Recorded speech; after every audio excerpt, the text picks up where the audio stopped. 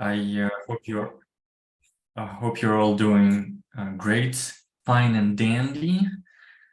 And let's just start with our meeting. Without further ado, I want to go over some of the rules that we have as a Toastmasters, and then sort of shiftly move, transition to the other roles and give the stage to our Toastmaster. But before we do so, let's so we're Dnipro Hills Toastmasters Club based in Kyiv. Right now, a lot of our members are spread all over the world, mostly Europe and, well, Ukraine. And we're trying our best to keep the meetings going. And I'm very grateful for my team, the Zoom Master, aka Sunshine, aka Lesa, and Natalie Probocha, aka Sunshine Better, at Telegram or some other handle that she has. What about our guests? Let's see if can you introduce yourself and briefly in a couple of sentences, how did you find out about us and what do you expect? Well, starting with Olga Ivanchenko. Hi guys, nice to meet you all. Actually, I've been aware about Toastmaster, I think, for quite many years, but do I understand correctly that it's not Toastmaster of Odessa, it's some other place? Oh, then I see how many people. It's nice to see so many people in the room. So I know about Toastmaster in Odessa and was a guest there quite regularly for some time, but now I don't visit these meetings quite often. My expectation just to be around the people and to see some new interesting stuff and yep, maybe something positive in our time and some good news from Ukraine. Thank you. Good. Moving on, I know you and I know everyone knows you, but maybe you can introduce yourself one more time, since it's been a long time since you've visited the club.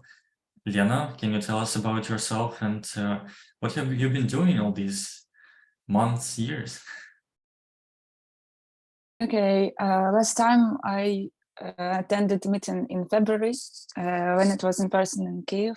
Then I moved to Poland.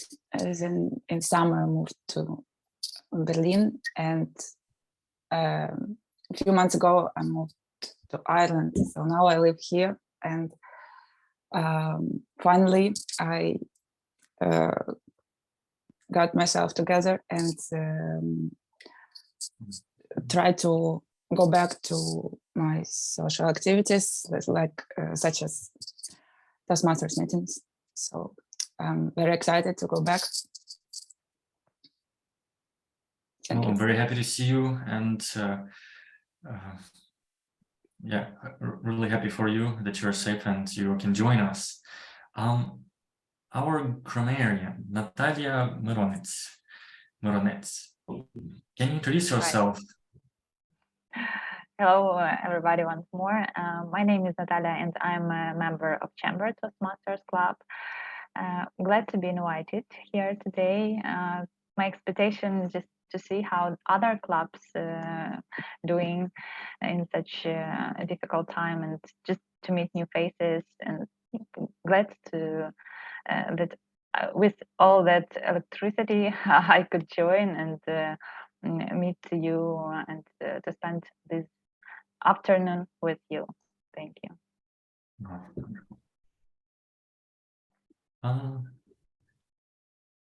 Our guest, Riviera, can you introduce yourself from Philippines?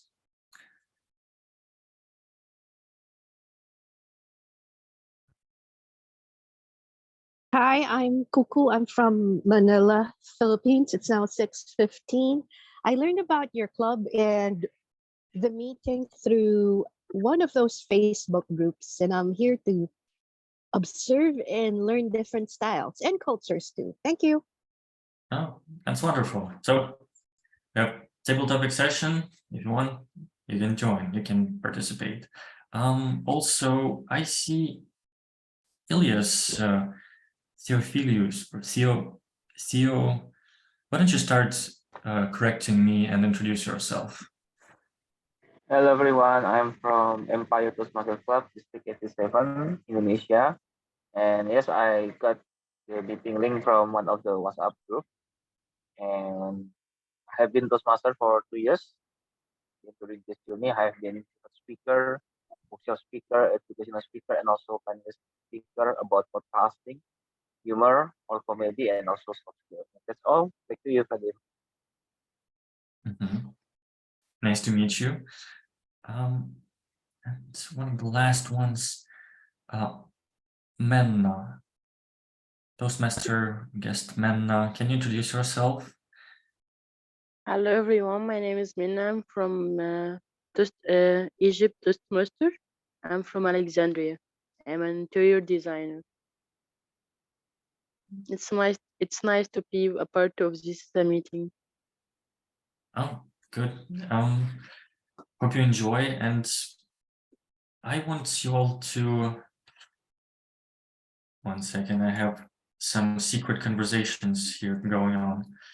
So, guys, I want to. The most important thing right now is internet connection, and I wish you to have a healthy internet connection.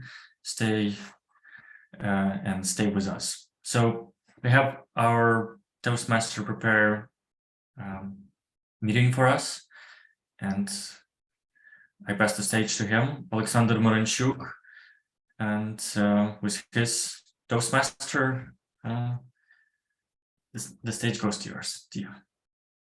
Thank you. I am glad to welcome you to the Dnipro Hills Toastmaster Club.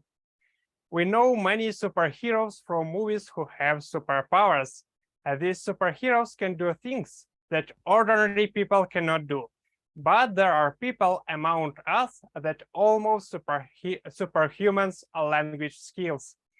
These people known as polyglots. Just imagine how cool it is to know any language, or at least several languages that you like the most. Today we will talk about polyglots, the language superheroes. Let's start with warm-up games. It's very simple. I prepared some interesting facts about languages, and I will ask you about them. You need to try to get the answer. It is not going to be exact answer, just your guesses. The Cambodian language has the longest alphabet. It's also one of the toughest languages to learn by yourself. How many letters do you think are in the largest alphabet? How many letters do you think are in the largest alphabet? Who would like to guess? Just give any number of write this in the chat.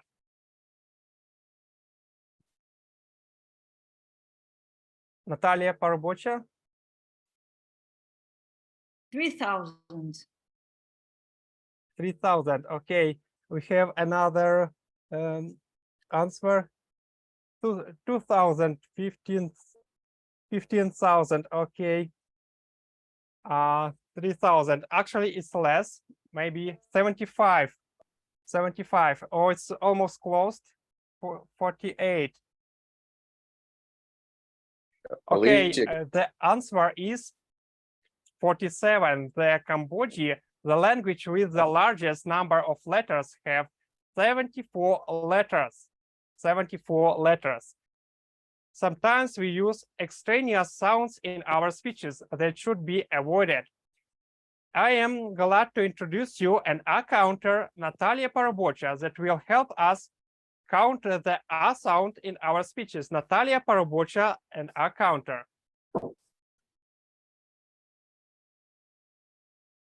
Hi again.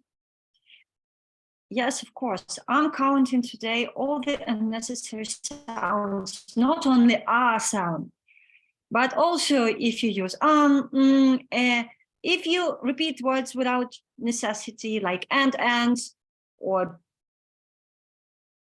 like so, and so on. If you say unnecessary words, if you say crutch sounds, if you use all of that, I will count it and present my report at the end of the meeting.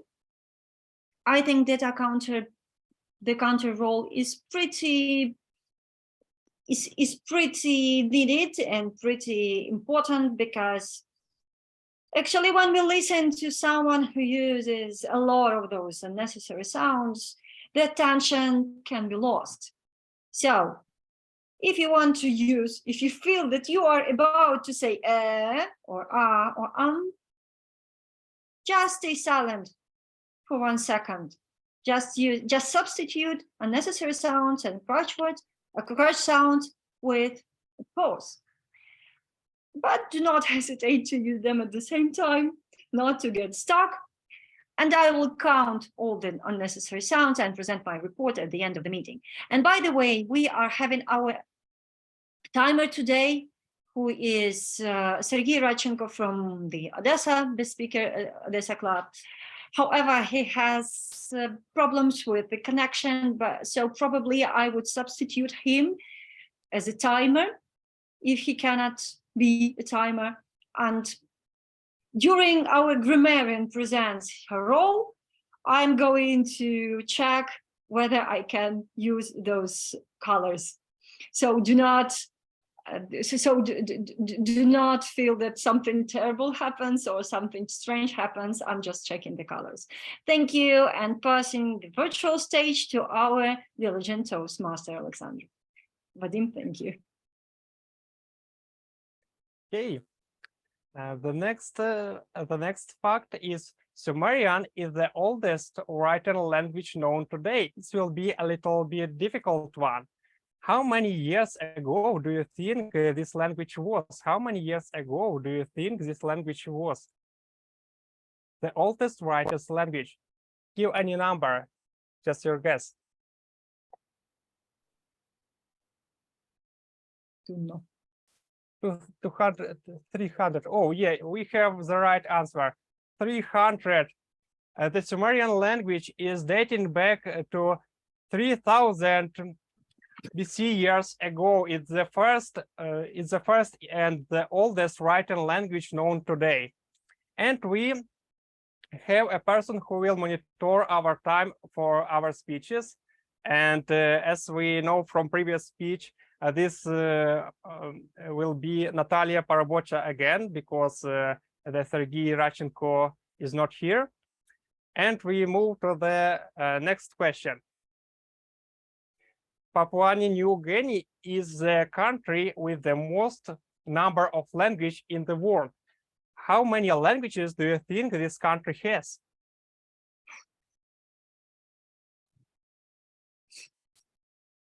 $100 to 1,000. Okay. 10 languages, 70 languages, more than 1,018 languages. Okay, it's actually a little bit less. And it's 873 living languages spoken in this country. This is an incredible amount. And we have our next incredible person. This is grammarian that will help make our speeches grammatically correct. I am pleased to introduce you to grammarian Natalia Myronchuk. Natalia Myronchuk, our grammarian. Thank you. As grammarian, I will listen carefully to all speakers, and I'll make notes of any improper languages. But what I like most is to note any outstanding words, phrases, sayings that could be useful for everybody to learn.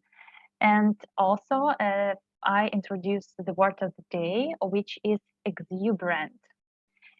Exuberant means very energetic, full of life, especially of people and of their behavior. For example, she was 16, she was exuberant and young. Or you can use also an adverb exuberantly, which means in the way that is full of energy, excitement, and happiness. For example, they dance exuberantly. So I encourage everyone to use the word of the day, and then at the end of the meeting, I will give my report on what I managed to catch. Thank you. Thank you. In order to learn a new language quickly, we need life hacks for learning language. My trick to learning language fast is to use spaced repetition technique. To practice it, I review each word and phrase, and I've learned within a certain space intervals. And first, it should be shorter.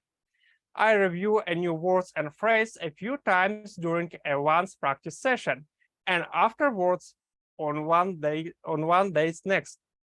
Once it gets stuck in my mind, I will be able to leave days or even weeks between revising without forgetting what I have learned.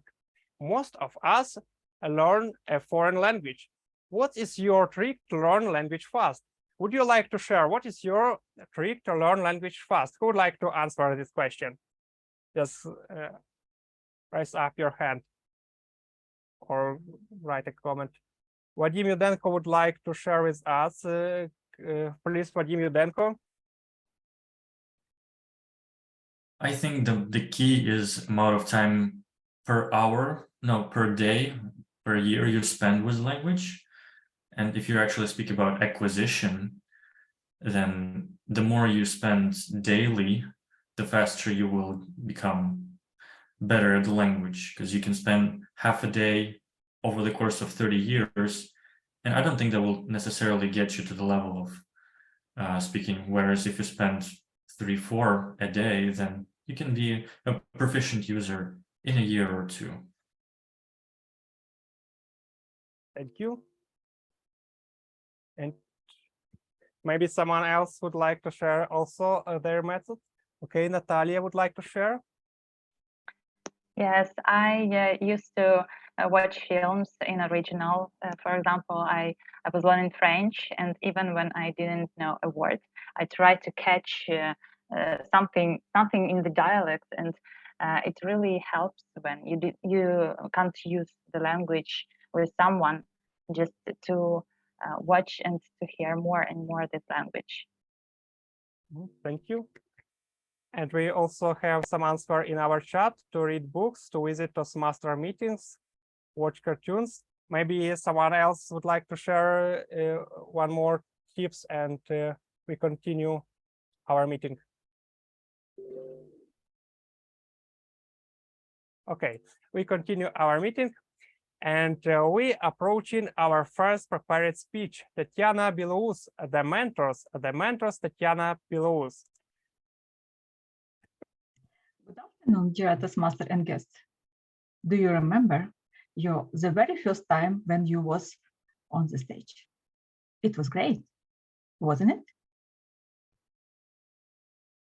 My first time was during table talk session, and I wanted only one thing. I want to run. I want to run from the stage, from the meeting, anywhere.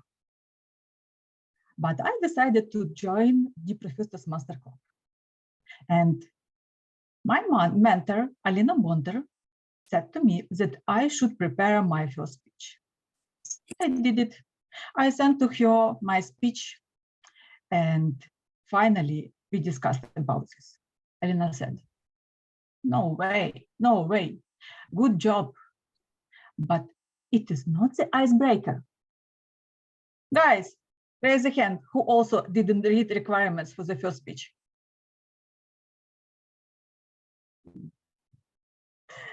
I think it is a common mistake. And finally, this is memorable day became. I was on the stage.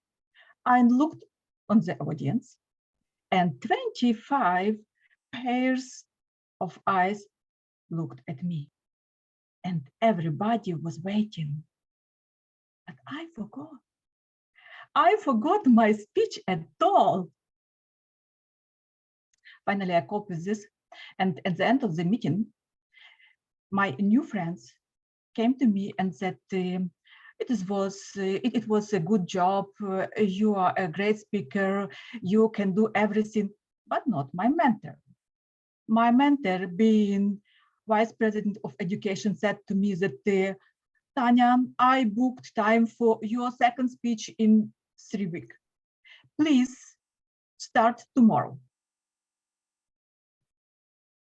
1001 things to do not to write the speech. Finally, at the last week, on Thursday, I sent to Alina a draft of my speech. And she corrected the mistakes and said to me, yes, good speech.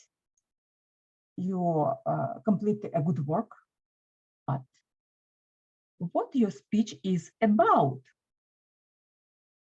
What do you say if you send the recipe how to become married, and your summary is that in the future everybody will have not only a driver license but also a pilot license? I don't know.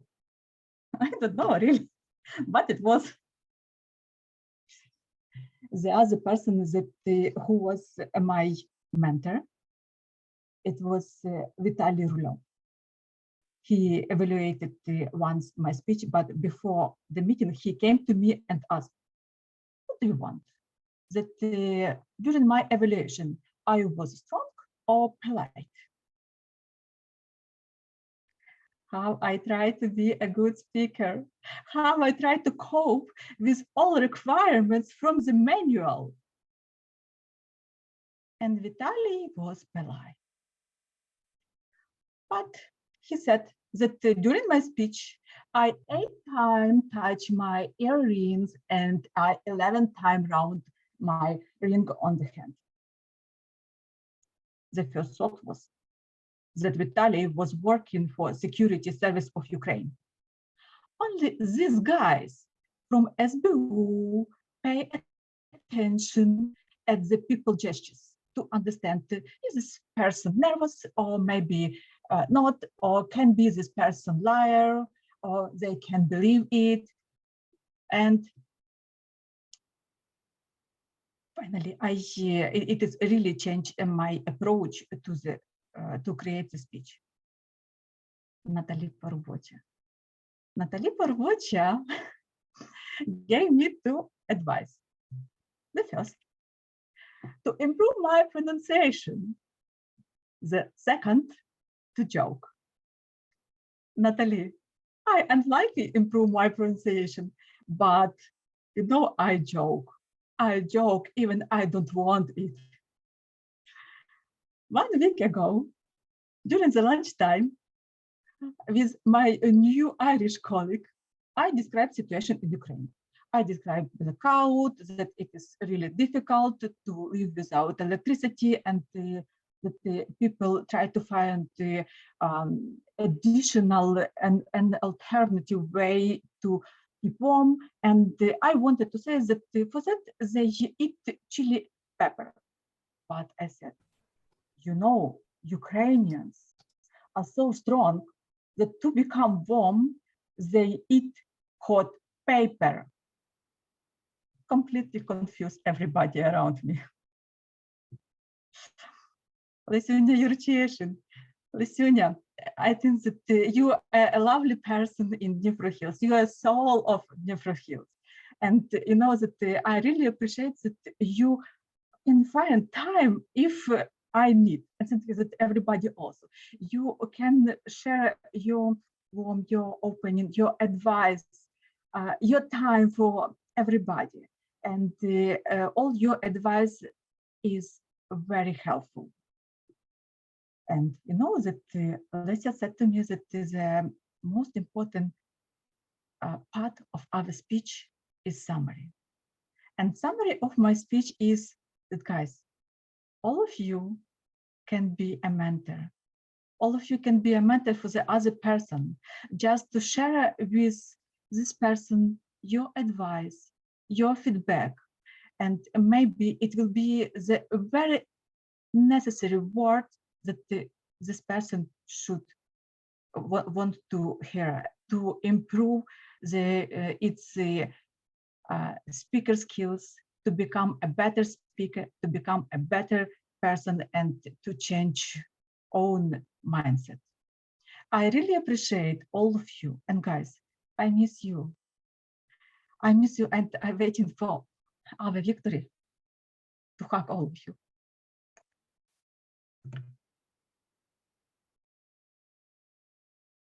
Thank you. And we have another timer. It's Alessia. Alessia will be show the time for your speeches. And also we have 1 minute for voting for the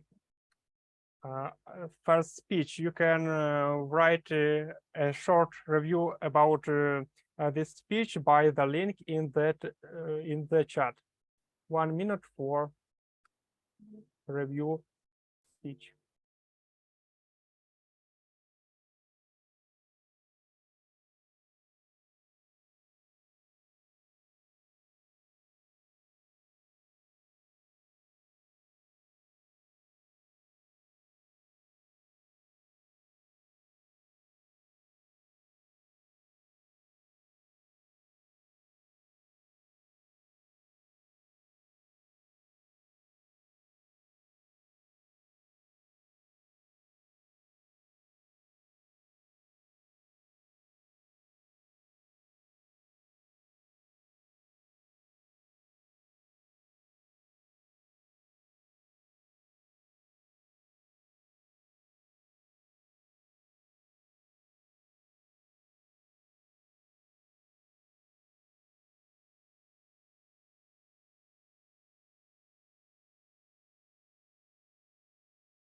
Okay, time is up and we continue.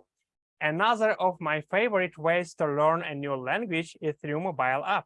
One day I came across a pretty good app that I still use. It's Busu.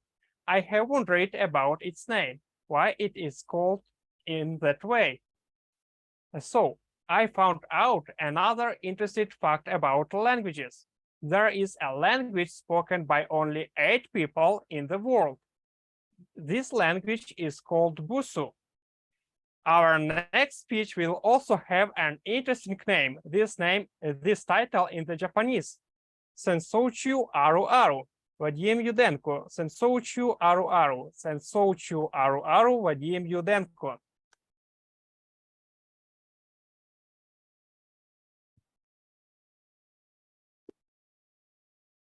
This is so awful, Vadym-san. We all know what is happening, and we are praying that you are safe and that there are peace. Nakamura-san, thank you for your words, and I really appreciate it.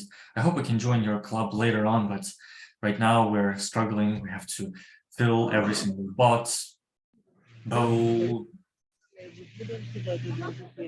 microphones on, and because we have no water and no electricity and we have to run around in the metro hiding.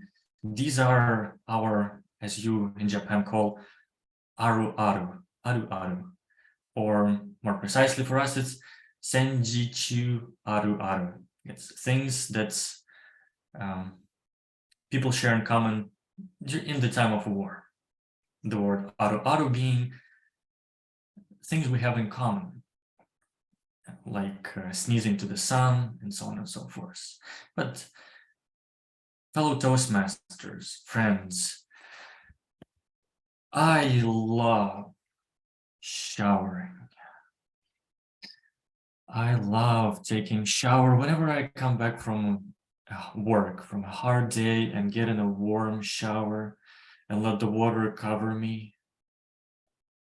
I think of nothing. It's soothing relaxation, washes away all the pain, all the troubles away.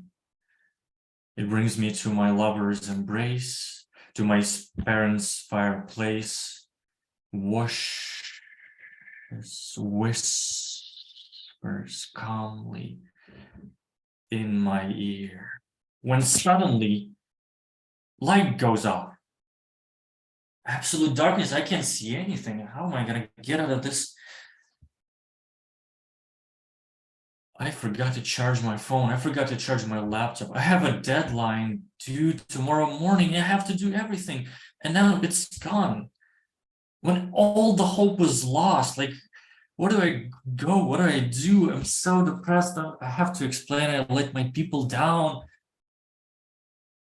I'm sorry. I turned off the light accidentally. The light goes back on again. A voice from the outside told me they just accidentally pressed the button. And the sense of relief is very short as you jump out of the charge your phone, charge your laptop, and prepare everything so that when the actual blackout happens, you're ready. And another things that another adu that we have is has to do with loud noises, loud, abrupt noises. Now, one day I was working from home.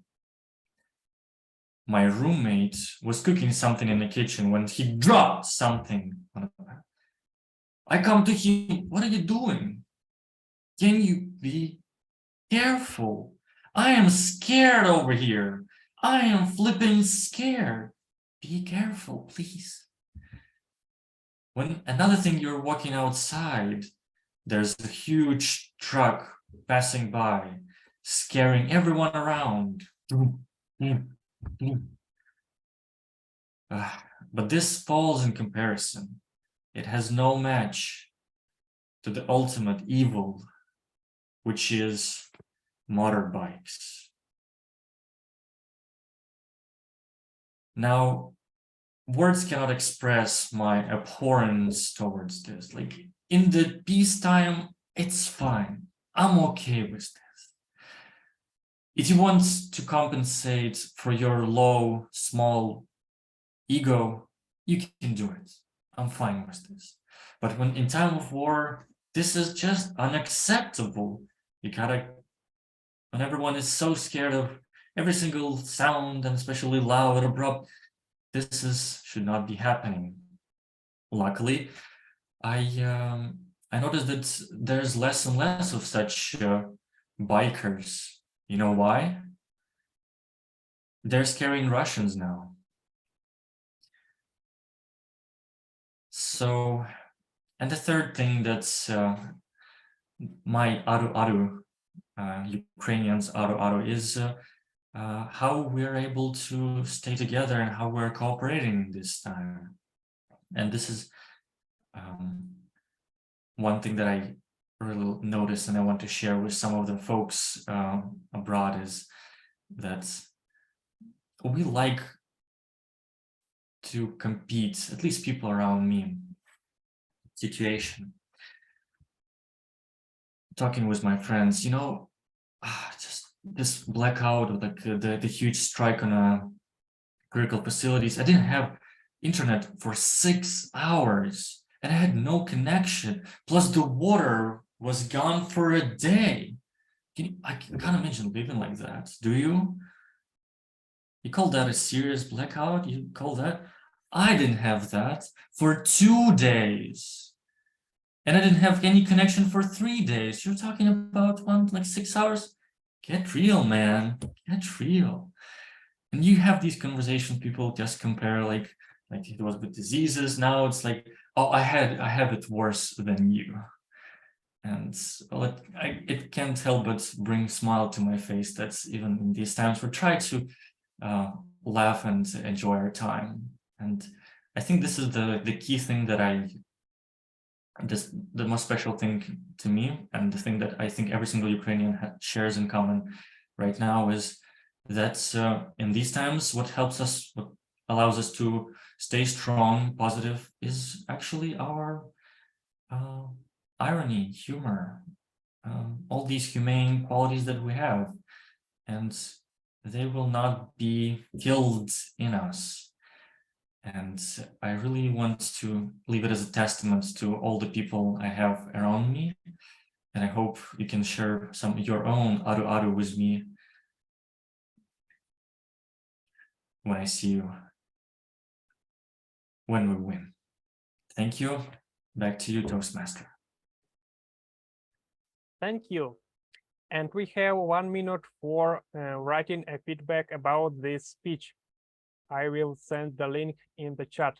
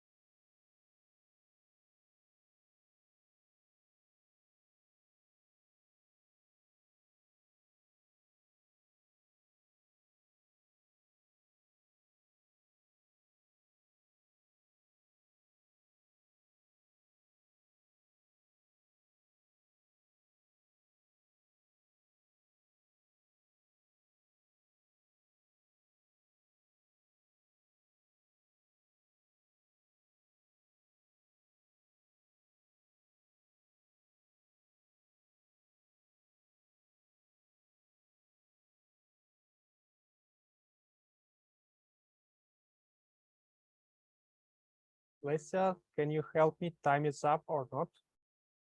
Okay, time is up and we continue. Since we are talking about polyglots, I would like to share with you a YouTube content creator and polyglot that I often watch.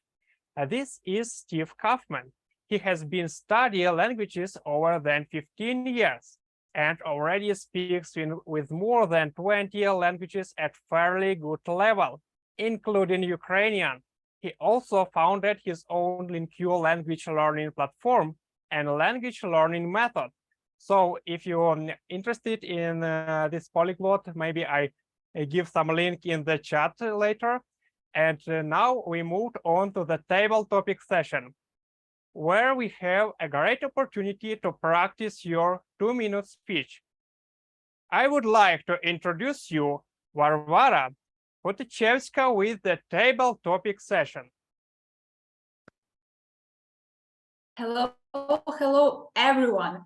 Finally, we've approached one of the most exuberant part of this meeting. That is called table topic session, where everyone will have a chance to give a short, unprepared speech. So today we will talk about learning new languages and generally about becoming a polyglot. But before we get started, I want to kindly remind you several general information about giving a speech. Remember that at least you have 1 minute for your unprepared speech and try to speak not more than 2 minutes. Then don't use taboo topics such as sex, religion, and politics. Also, there will be 1 question to 1 person who will respond to this question, but also with the small bonus in the end if we have enough time for it. Also, remember about having introduction, main body, and conclusion, and also kind reminder that you don't have to respond immediately as far as you hear this question. You can actually think up to 30 seconds, so don't be in a hurry. And the most important, don't be shy and raise your hand if you want to hear a question and if you want to respond. So I already see raised hand from Elios. Elios, would you like to be the first one who? Yes. Okay. Actually, lots of us are learning languages, foreign languages from our childhood. But please share now with us, are there any languages that you are learning or planning to learn, and why you actually have chosen this one language? Stage is yours. Before I start, am I audible and visible? Give me reaction. Okay. Is there any one language that you want to learn and you want to make it as the part of yourself? Well, I learned English at my university student. And now I would like to complete the task from my past father. My father was passed away when I was 2 years old, and he told my mother, make sure that our child can perfectly understand English and Mandarin. Well, this is the honor of me to honor my passed away father, my late father. So I should definitely try to pick on Mandarin or Chinese because I have the bloodline, the ancestor is Chinese, but well, like most of the Asians born children, even though we are naturally in China and we mix blood with Indonesian, but I cannot speak Chinese at all. I can only become a passive listener. I tried my best when I was in high school to complete with the writing, with the speaking, and also I watched a lot of Chinese movies to try to at least know the vocabulary of the Chinese or the Mandarin. And if you're asking me why, definitely Mandarin is great if you come to the China, the mainland. You can negotiate, you can do business in there. And as you know, China is now one of the best country to make deal with. So yeah, as businessman, I definitely want to expand my business on China, and to make it easier to get to the business or to the deal, I should learn Chinese. And that is why. Back to you, TTM. Okay, thank you. Round of applause. And also, I can remind you, there is also reaction on computer. So if we live in the digital world, there's also an option to do like this, clapping in online format. Okay, thank you. Now let's see who wants to be next and answer on the next question. Please raise your hand virtually or just like this. I want to answer, I want to answer. Okay. Janet, wonderful. But before we get started, I want to ask you, are you a native speaker, native English speaker, right? Yes. Okay, great. So I have specifically for you a question. Actually, when I was a child, I thought, oh, this luckily native English speaker, they don't have to learn the most popular language on earth. So please share with us, does it actually more positive or negative sides about being English native speaker? Thank you, Varvara. Hello to all attending today. Yes, I am glad that English is my first language and really now my only language, because English is so crazy. And English is part of many languages. I was reading an article recently that said we are speaking Latin and Spanish and French and probably many other languages now when we speak English. And even the word agenda, which we use so often in Toastmasters, that comes from the Latin. I did not choose to study Latin in high school. I chose to study German because of my heritage. And I thought German was not so hard, really, but then people around me were speaking German dialects where I grew up in Pennsylvania. But the more I was exposed to other languages as I advanced in age, I am exuberant that I learned English first. And probably I learned more English when I studied German, because I had to compare the grammar structures. And so I admire people in other clubs. English is not your first language. And here you are in Toastmasters giving speeches in a second or third or fourth language. And with that, I will return the virtual podium because I do not know who is timekeeper. Okay, round of applause.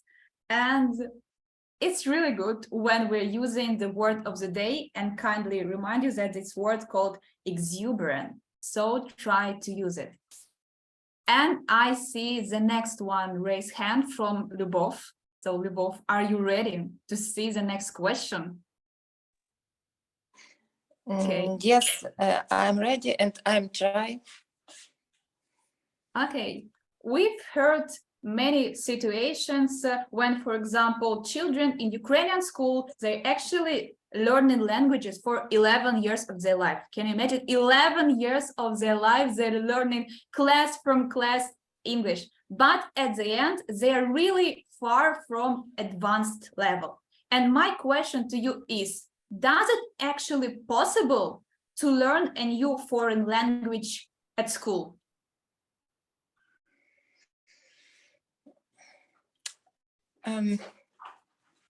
I can explain from my examples. I also learned English during all 11 years. Start from 4 class and the end of the finished when I finished my school. But honestly, I didn't know English. Even now, I have to learn English. But my children start learn English, as you said, from first class. But now my oldest son really know English because he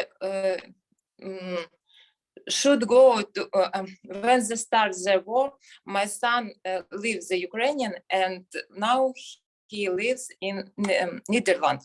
And in this or in Norway, and in this native place, he could speak really better than me when I still learn because I don't have a environment when the people all the time speak, and it's this very big problem for not native people. That's all I unfortunately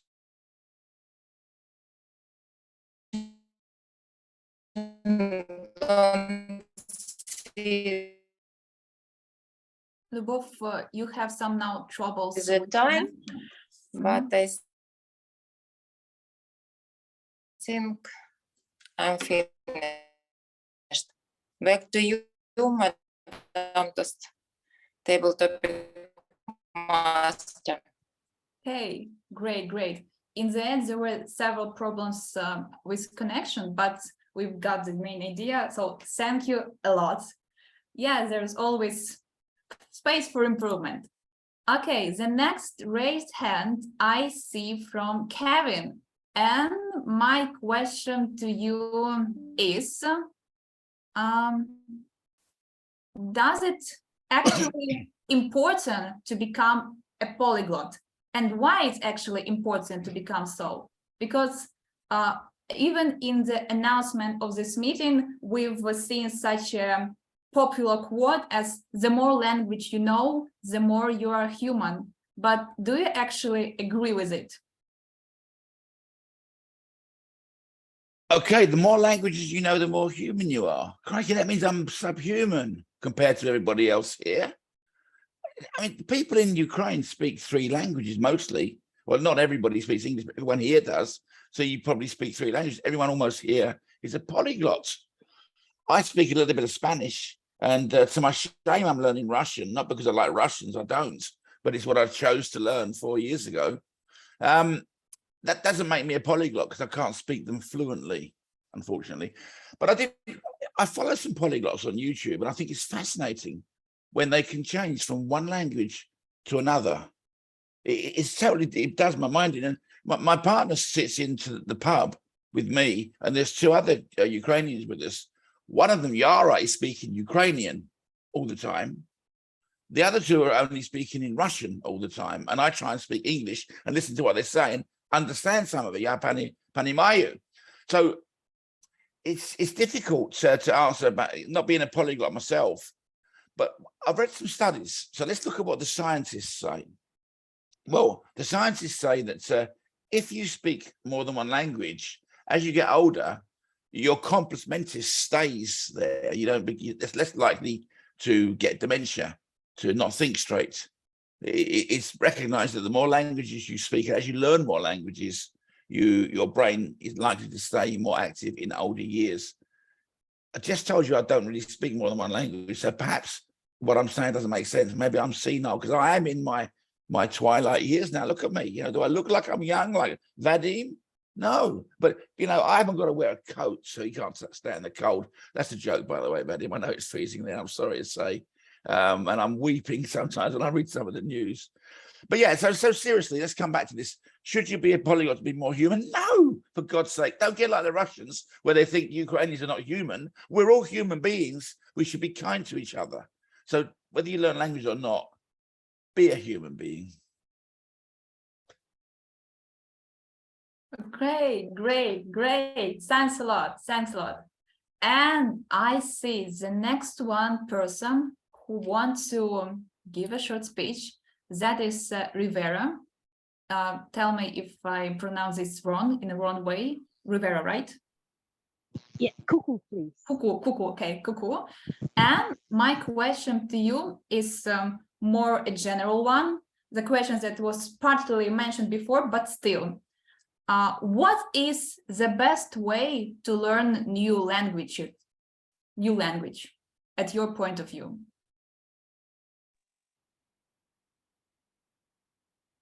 The best way of learning a new language is conversing with the native speaker. And why do I say that?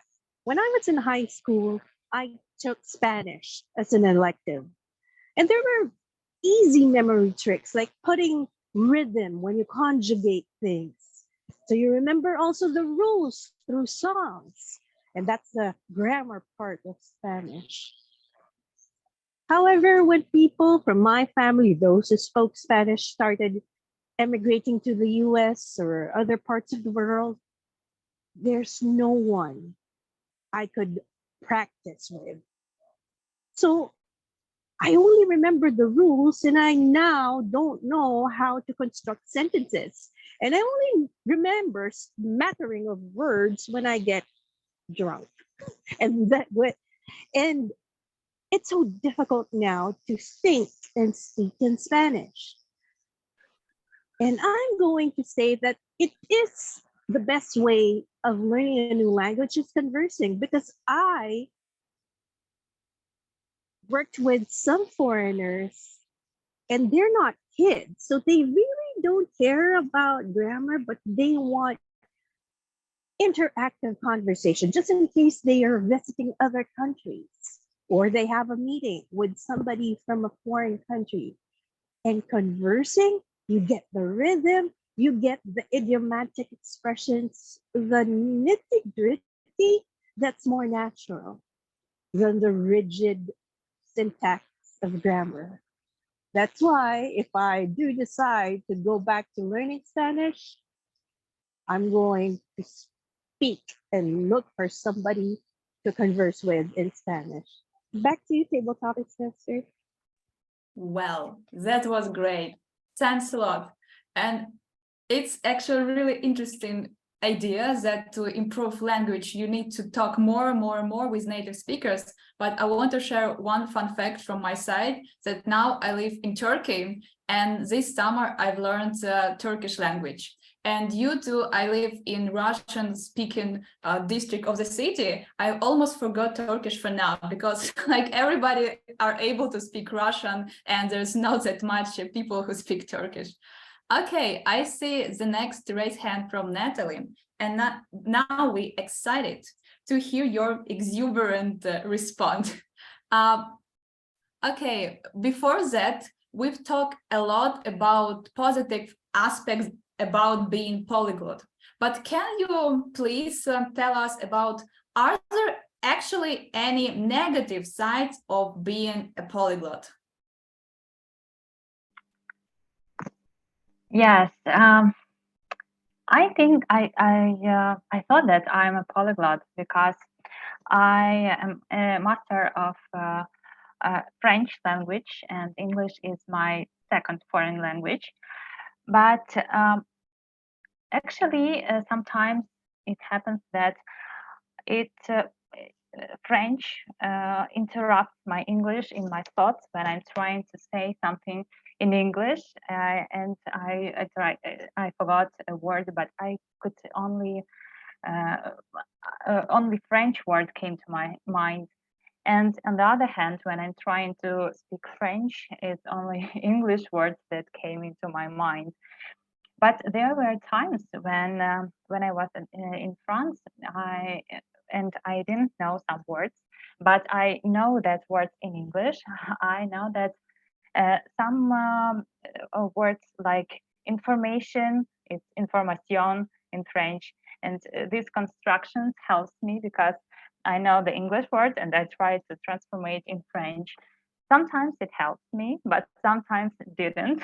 So my French friends laughed at me, but they understand actually what I was going to say, and they were joking like, Natalie is finding out new French words.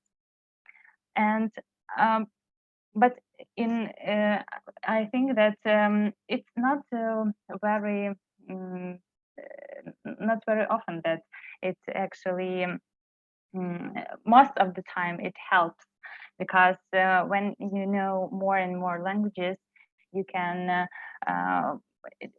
all the new languages that you're wanted to know, they help your learning of languages that you know helps you to learn new and new words. So I think that it's great when you know more languages than 2 or 3. It's great because you can communicate with more and more people. Thank you. Wow, thank you, thank you.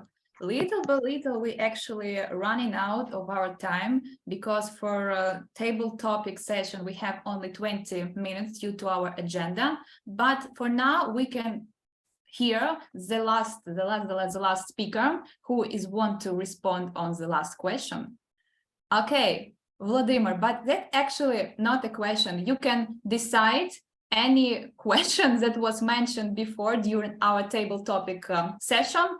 All these questions are right now in a chat. I was sending it one by one after speakers, so you can decide whatever you want to respond and start your a little bit prepared speech. Thank you, Mara. Thank you. Yes. Well, what today I want to say is that I'm also a polyglot, because I'm known just 4 languages: Ukrainian, Russian, English, and German.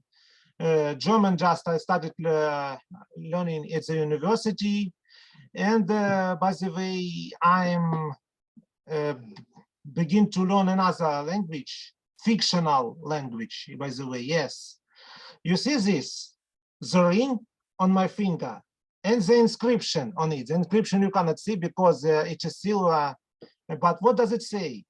Well, I can tell you, but I think I know one person who is scared of that voice. It is our timer today.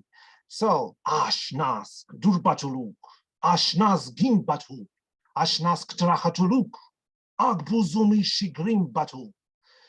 It is the black speech, the fictional language, the black speech of Mordor. And in English, it means 1 ring to rule them all, 1 ring to find them, 1 ring to bring them all, and in the darkness, bind them. Well, as for my other language, German, I can only say that I decided to study, to learn it after I watched the very old movie. It is connected with this, with the Titanic.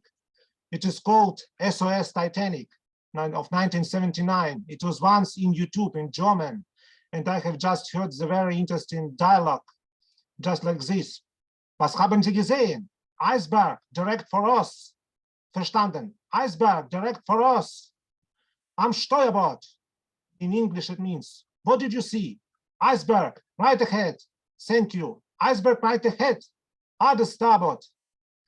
So after that, I decided to learn in German as well. Of course, it was not simple, but I always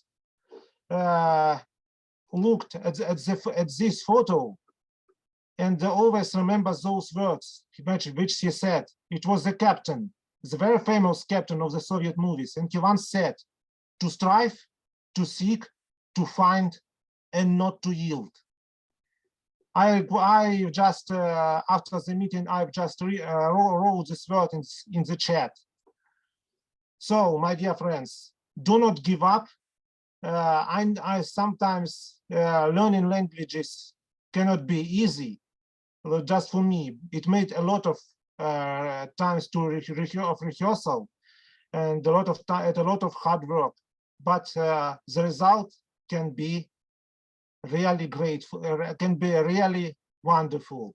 Thank you for your attention. Great, thanks a lot actually for demonstrating the language that I've never heard before, and actually most of us also. And for now, our table topic, unfortunately, or not, is over, and we have to move forward to our evaluation session. So for now, thank you from my part, and we are moving forward. Thank you. The table topic was very interesting, and now we have a little bit time for voting for the best speech in the table topic. The link for the voting will be in the chat. And now we moved on to the one of the most useful and interesting parts, the evaluation session. In this part, evaluator will help you with your speeches and give you tips on how to improve your speeches. Our first evaluator is Pika Kavarna. He will evaluate the first speech, The Mentors, for Tetiana Bilous.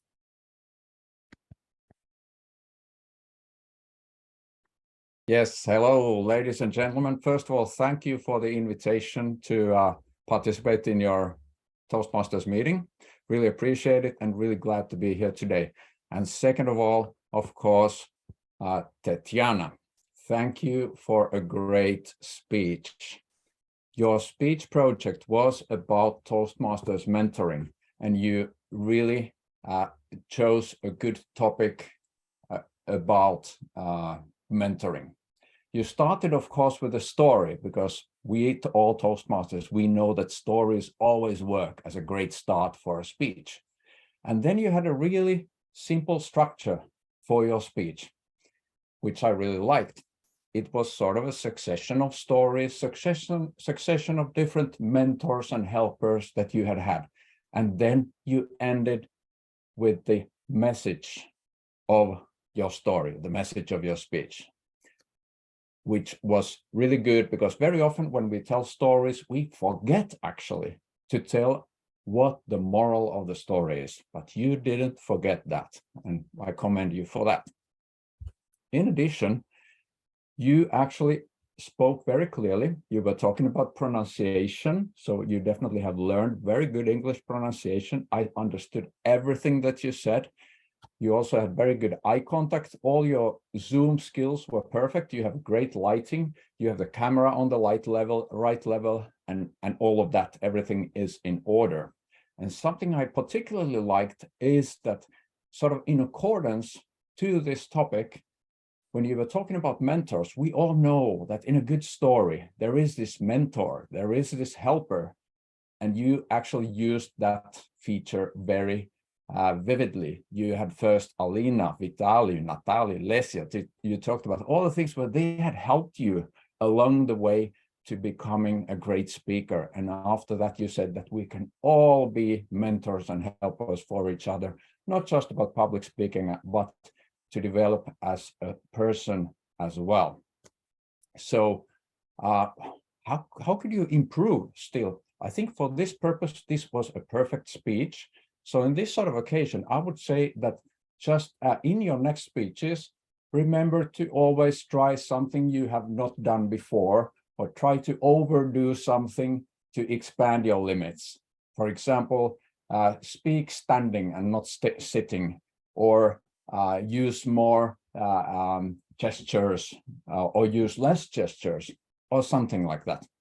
So all in all, I would say a lot of really nice things that I saw there. I think one of them was the very clear structure, easy to follow, the storytelling, and the use of the mentor, more than one mentor in this case, actually, and also that you had the message, the moral of the story at the end. So thank you a lot for this speech, Tetiana, and looking for many more. Thanks. Thank you. Our second evaluator is Eric Heliver. He will evaluate the second speech, "戦時中あるある" for Vadym Yudenko. Thank you, Alex. So we have a brave title and a brave topic from a brave speaker today. I think I asked Vadym one time before why he's learning Japanese, and he said, you know, something I've wanted to do and just learn. He sort of takes on these things. So very bold to kind of, and we were all wondering, this is another thing too is good about the speech. It gives us the curiosity factor. What is he going to talk about here? What are these characters that I'm seeing here? I didn't even know if we could print those characters in the in the agenda, but it came out. So the curiosity factor kind of intrigued us. He opened up with a little bit of Japanese, which I couldn't follow too much over here, but the main point was he started to talk about the things that people share in common in the time of war. And that got us into the meat of the speech, which one part of it that I specifically highlighted that I thought was really very strong was when he talked about the warm shower and his whole language, body movement, everything absorbed us. I instantly got relaxed talking about, you know, hearing it. It was like kind of a very mood impacting type of language, I would say. So that was really excellent. We calmed down. And then he took us into a contrast then. So he's taken us to this, you know, nice soft place over here, and then the war again, the sound, loudness, annoyance, inconvenience, all of these factors that help build his argument over here about what lost, but also what we seek to regain. And I think the summary of it he came around to at the end was the right one over here. How do we deal with this adversity? And the key is through laughter and sort of coping, working together, and then cope. So I think it came from a very interesting place, but ended in a very useful place, you know, in this particular time we're in. A couple of things I would say to improve on the introduction, somewhere bring in, where are people going to get out of this? So for the speaker, like kind of give them a tease of where this is going, our commonality, but how we can handle this. And then, so they're thinking about that a little bit. What is he going to say? What are going to be the ways we can handle this? And then you get into the laughter. And then when you get into the conclusion of it, maybe a few examples too of how we can laugh at these things, save them for the end over there that kind of reinforce what we do. You just kind of mentioned it, but like some concrete examples would be good. But otherwise, it was really, really cool and very brave, as I said, to take this on. So congratulations, Vadym. Thank you. Another interesting fact about languages, almost all languages in the world has been influenced by another language. Basque is the only language in the world that has no correlation with any other language. It is spoken in the mountains between Spain and France. And the people here didn't get out too much, hence the isolation of the language. Now we moved on to the evaluation of our table topic session. Janet Adams will help us with this. Janet Adams, evaluator of the table topic session.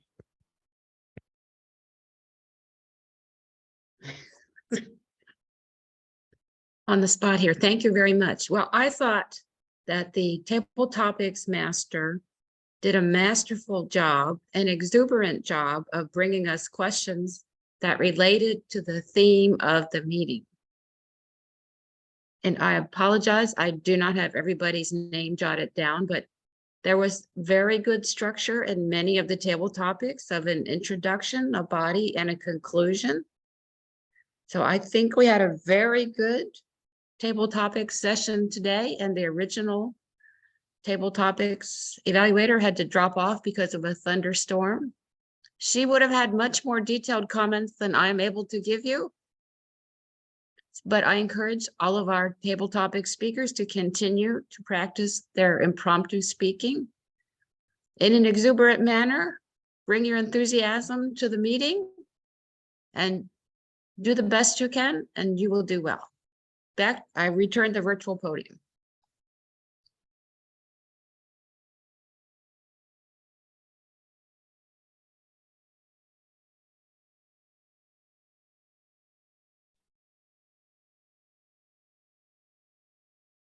Congratulations to the winner, Natalia.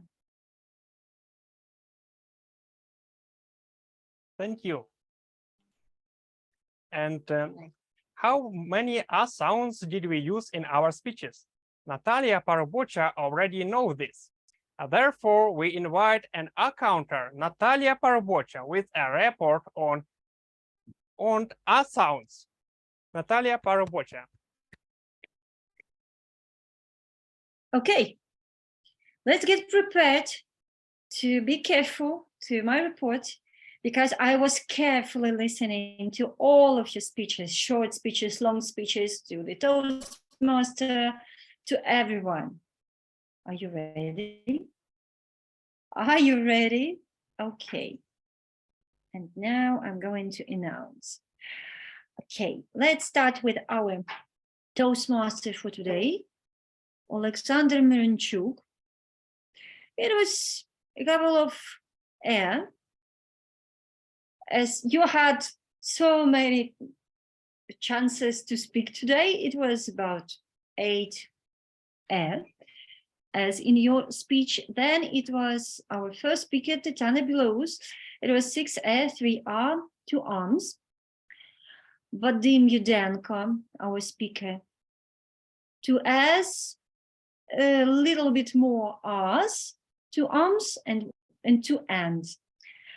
Varvara Potachevska, it was about 5 L, 6 R, 2 Ums, and 5 M's. Also a lot of time to speak, many chances, and so on. Our first table topic speaker, Leos Theophilus, hope I'm not mistaken with the name, 1 R, 2 arms, and a couple of M's. Janet, I heard only 1 and that's it. Lyubov Tisovska, many N, 2 R, and 2 arms. Kevin, 1 E, 1 arm, and 1 repetition. Kuku Rivera, clear. Natalia Mironets, 6 E, 2 arm. Vova Ukrainets, 9 E, 6 arm. Pekka Kanerva, 2 E, 7 arm, and 5 arms.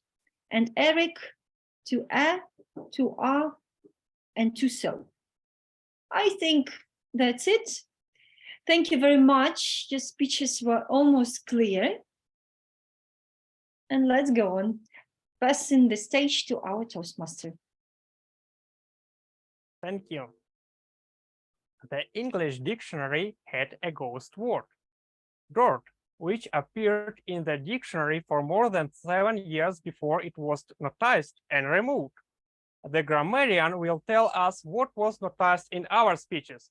Natalia Mironets, our grammarian. Natalia Mironets, our grammarian. Thank you. First of all, thank you all. I'm very excited to be here with you.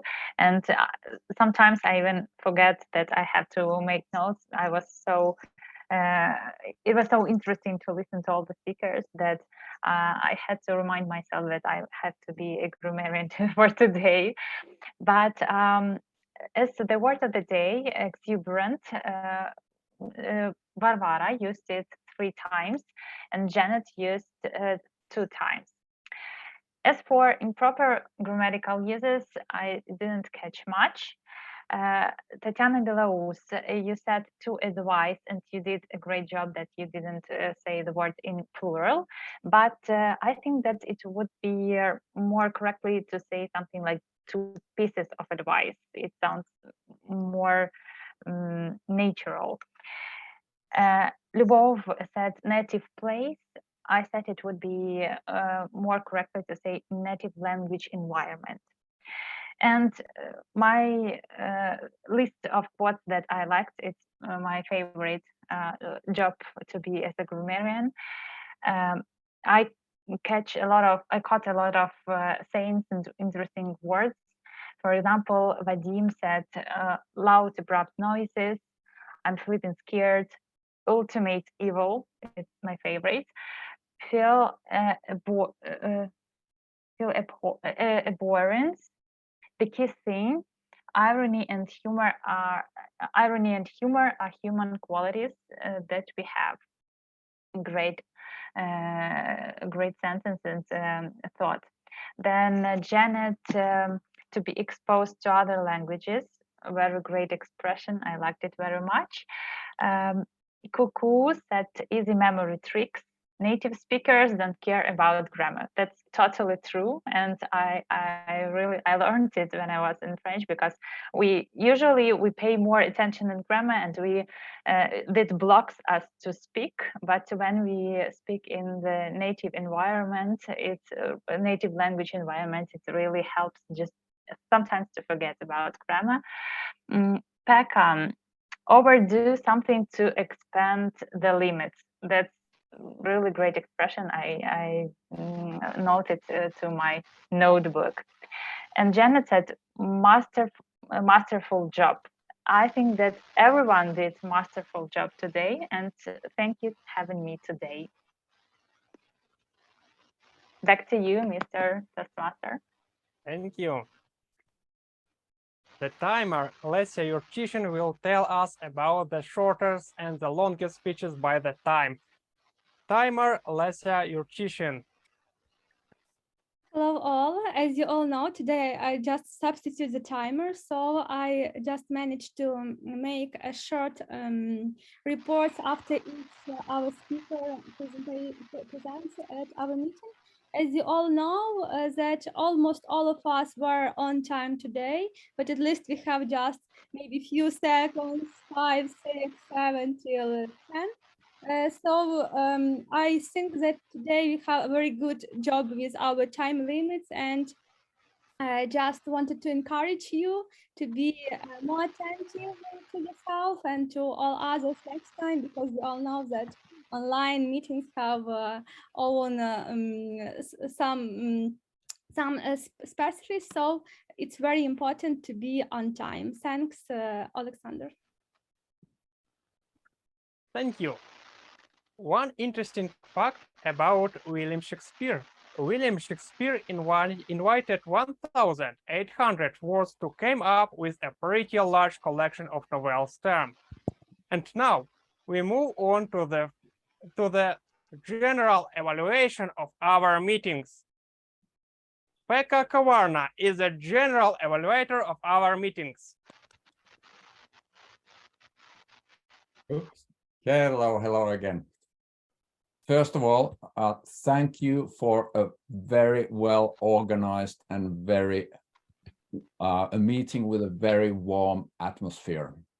I really liked your meeting this time, and this was the second time I was here, and somehow even better than the first time as an experience in my mind.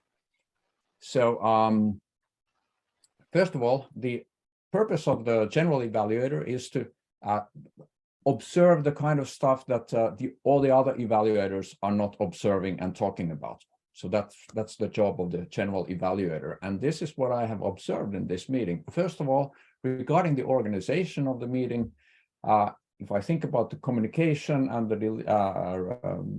the partition of the roles of the meeting, before the meeting, everything worked really smoothly. You have communication not just in one channel, but in so many different channels. It's very effective, and you really managed to do it in a timely and organized way. And you were able to fill all the roles before the meeting. And then during the meeting, again, the schedule, the timing was observed really, really well. And all the surprises that we always tend to have in our meetings very well managed. I think we have altogether 3 different roles that we had to fill in sort of instantly. There was the one of the evaluators, there was the timekeeper, and there was one more. And all of those you were able to manage in an instant manner in a very nice way. Then, if we think about the atmosphere of the meeting, I think this has been not just well organized, but a supportive atmosphere, positive, and also a lot of fun. I've seen a lot of smiles today here. I've seen a lot of people laughing. We have heard great speeches. I think you have managed to run this meeting in a very good atmosphere. And then thinking about the theme of the meeting, sometimes the theme of the meeting is sort of considered something that, you know, let's figure out the theme just because we tend to do it. But this time, Oleksandr and all the team here, I think we have seen something quite extraordinary, because it was not only Oleksandr who had the theme and was actually doing this really nice thing of telling these pieces of information all along the meeting from beginning to the end and asking the questions also. So sort of activating the audience as well all the time, keeping us active with these fun facts and questions. So this is something that I think I have never seen before, but I think it really worked well. And also, if we think about the other roles, we had in the table topic session, of course, it was totally linked with the theme of the day, as well as one of the prepared speeches, which we don't always see, but Vadym was talking about polyglots as well. It was and we had it also in we heard so many different languages in this meeting. Then what else? The evaluators today. Janet, great evaluation of the table topic speeches, even though you had to jump in sort of really, really fast, but a job well done. Pekka, your job as the evaluator of the first speech, great job there as well. Thank you. And then Eric, great job as an evaluator. I was able to see that you had a really great compact evaluation with a great structure. You told the positives, you told the places where you can improve, and in the end, you even summarized. So sort of the perfect evaluation of a prepared speech. Thank you very much for that.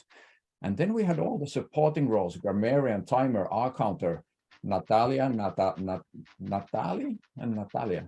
Okay, sorry for my missing pronunciation, but anyway, the 2 wonderful ladies, great job both for introducing what your job is and then doing your presenting your reports.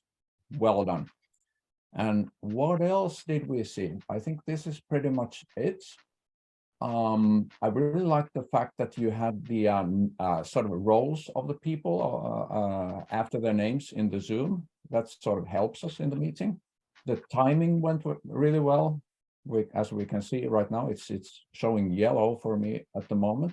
Considering the circumstances of war, this meeting, especially regarding that, was perfect. Everything went so well, so smoothly, and I think and I hope that this has also sort of given some feeling of normality regarding our daily life in these challenging circumstances.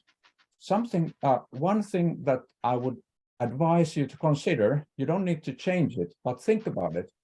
Evaluations, should they be so far removed from the speeches themselves, sort of time-wise?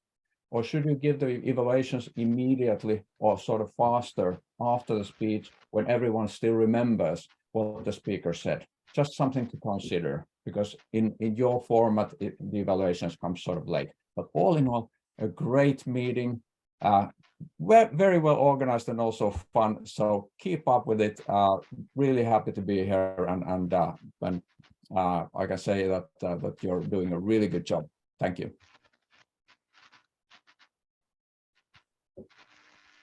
Thank you. I give the floor to our president, Vadym Yudenko.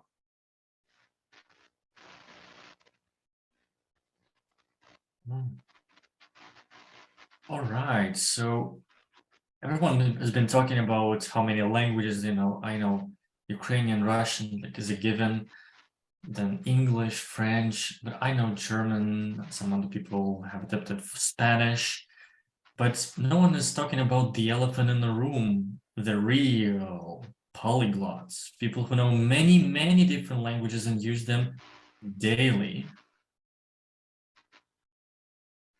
You wonder who that is? It's people like Oleksandr Myronchuk, programmers, people who create all these programs like Zoom, text messengers that we can use to communicate with each other.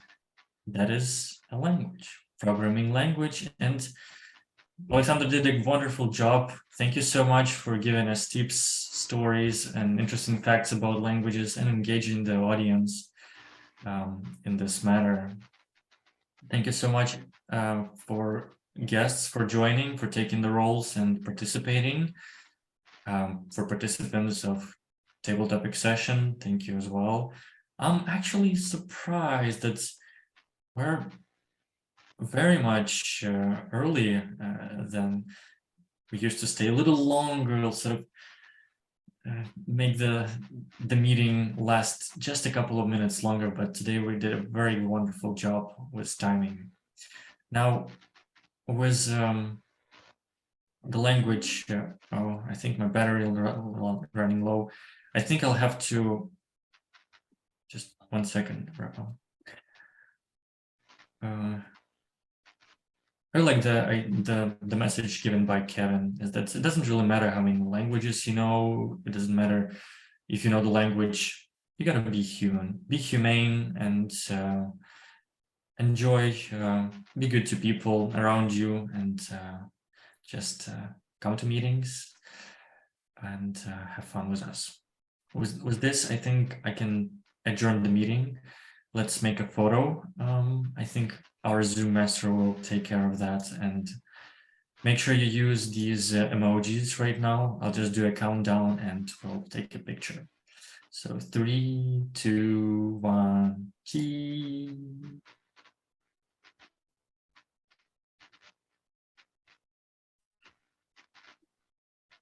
Lovely seeing you guys. I think the meeting is adjourned, and let's chat a bit. How are you doing and how did you like it? Do you have any comments, or it's all welcome? And welcome on December.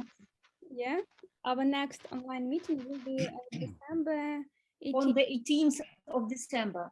18th of December in 3 weeks. So guys, if you want to sign up for the roles, it's me. Contact me or Lisa, or just email to us. We will answer you as soon as possible, as soon as we have internet. Because actually I'm not in Ukraine, but I had 2 times I had problems with connection here. So actually join us in 3 weeks online, or if you are in Kyiv, in 2 weeks, we are having our live meeting in the same restaurant, Rebro. So contact me. If you want to have a talk, informal talk, you may stay now here. We have many amazing people from different parts of the world here. So let's share our experiences and, of course, impressions about the meeting. So I'm staying calm since now and ready to listen to you. Well, I'll say a comment just what Vadym left it off. I thought was interesting about language and technology. I've always thought we will get to a point to have some sort of device to totally understand each other without needing to learn languages anymore. It's interesting in a way, but also somewhat of a waste of time in a lot of ways to gain a skill to just be able to understand another person. We want to kind of take it to a next higher level. So people speak language, but I think we will get to this point with some sort of glasses and some sort of, device that it will be fast enough with 5G networks and all of that in artificial intelligence to be able to get a real-time conversation with anybody on the earth. And that's what I'm waiting for. Well, this was in the Hitchhiker's Guide to the Galaxy. This was in the Hitchhiker's Guide to the Galaxy, Eric. You know, they stuck something in their ear and they could understand any species anywhere in the universe. Absolutely. I don't see why not. I don't see why we can't get to that. Might actually stop wars and a lot of other things too, if everybody can totally understand each other natively. There wouldn't be sort of this cultural domination and that. You know, Eric, culture, I think, plays a part in understanding. If you look at when you get literal translations of languages into your own, it doesn't always make sense. And when you start to understand, like for instance, you know, my partner is from Ukraine, and when I sometimes try to understand her, I just literally can't understand, you know, where she's coming from. That's where the artificial intelligence comes in. That's why Google, a lot of times, it's not just their translation that's working. Sometimes there's asking you about like whether or not they translated something correctly when you do it. You know, you're giving this collective knowledge back to it. So it's starting to learn based on your geography, why you thought that was better than this, etc. That's the whole AI aspect of it. And it is getting much, much better now. I still think culture. Yeah, can you teach, you know, AI culture? I don't know. Hard enough teaching Englishman culture, to be honest. No, I mean, it's not there yet. Let's put it. It's moving its way up there, much, much better than when I even first started. You know, Eric, try passing something across to the Ukrainian through a doorway. You understand differences in culture. Who would accept if I offered you something through a doorway? You know, come on, and you're Ukrainians. Would you take it? Well, look, there's no pure substitute for kind of being someplace and you know, seeing how people interact at least. But language wise, it's impossible for us to know every language, right? So at a certain point, we do need tools to kind of take us to the next level. Maybe. And also, by the way, for instance, for Pekka, imagine you're Finnish, are you, Pekka? Yeah. Imagine being in a room with 20 Finnish people for a break and no one says anything. You know, he was scared. Language. Finnish language. Explain why there's no one saying Finnish is the one European language I think that scares most people. Nobody says that's an easy language. I don't know that I've not tried it before, but it seems like it's got all the complexity, all the complex elements of all the other languages in it. You've got cases, you've got dialect issues, you've got all kind of things there. That's what I've heard. Eric, I think there's some truth in that, because I've heard that there is sort of in America, they have done this sort of classification of different languages. And I think that like from 1 to 5, where 5 is the most difficult. I think Russian and Ukrainian, they are like level 4. They're like quite difficult, but Finnish is on level 5. This is made for American diplomats, like when they are sent to foreign countries. However, in Finland, I think that this is the most simple language. Like, you know, if you want to say hello in Finnish, you just say moi moi, moi moi. Everyone can say it. You can say it, moi moi. Mitä, what? And Kolja. Kalja, beer. That's what we need, Kolja. Never speaks Finnish. Yes, they speak Finnish. Well, those are the only 3 words we really need, right? So there we Mama. Exactly. Kolja. Exactly. And I think when we speak with, let's say, Ukrainians, they will immediately understand. We invented the Molotov cocktail. So there's a common drink we have also. Finnish, was it? I thought it was Ukrainian. Now, we invented it in the Winter War. It was also against the Russians. Oh, I thought it was a Ukrainian invention. Yeah, you forget about you in World War II. You had a big, you were a big part of that. We forget, like with the Russian. It's not as well known in the fights and that they teach you in America, but it was the Finns have always been known as tough men. They remind me of the Ukrainian. They fight against the bigger dog. It doesn't matter. It's yours. You know.